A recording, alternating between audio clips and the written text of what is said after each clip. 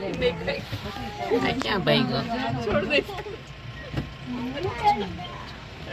ચક્કર મારવા જાય છે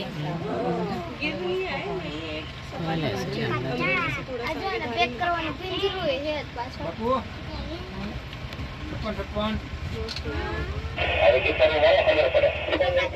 લઈ જાય બધા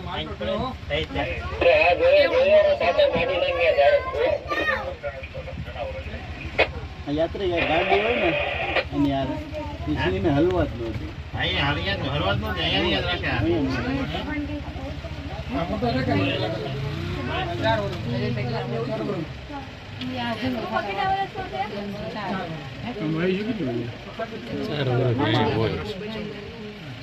છે ભાઈ 3 વર્ષ પહેલા આવ્યો હતો ને બચ્ચું હતું ને ઘાસ